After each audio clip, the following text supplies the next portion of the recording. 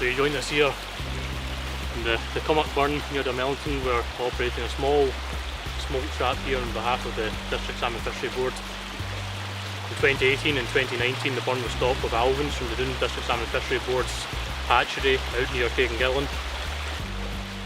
And what we're doing now is we're measuring the smolt output from this burn. So we've got a small smolt trap just upstream. Trap set up in such a way that you should get close to 100% of the fish that are migrating downstream to sea. The Cummock itself is very iron rich.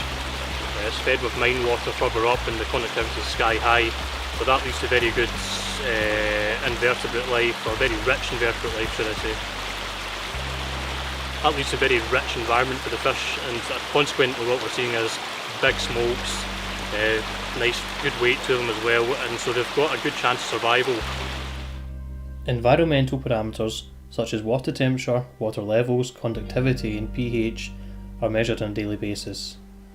Water temperature, water levels and photo period, day length to UNI, are critical triggers for smolt migration. The problem is that the spawning beds are rather coated with moss and weed at the time that the fish need to find green gravel. So there are issues here. We're just trying to monitor how good the fish that we stocked in here have done, how well they've survived, and see what we can maybe work out from this work to see what the future priority is to try and improve this.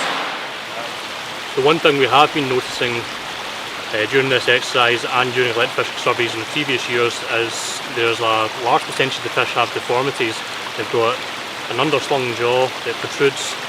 We're talking to people who have got more experience of hatcheries and these type of abnormalities and hatchery of fish to try and better understand what's causing these problems. The Scottish Government did a review of hatcheries last year and making it very much more difficult for boards and trusts to do hatchery work where it's not absolutely justified, which the trust is very supportive of. The issue with hatchery reared salmon is that they are not adapted to life in the wild. Every step in the life cycle is critical to the evolutionary process, and if natural, produces robust fish. Hatchery salmon have their parents chosen for them.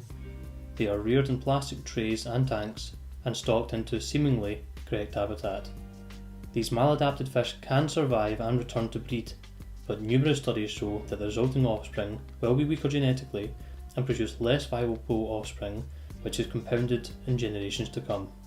The trapping was halted by a spate that would have taken the remaining smolts out of the burn. 13 smolts were recorded, 84% of these had deformities. If anglers catch any deformed adult salmon in years to come, please take images and contact the trust.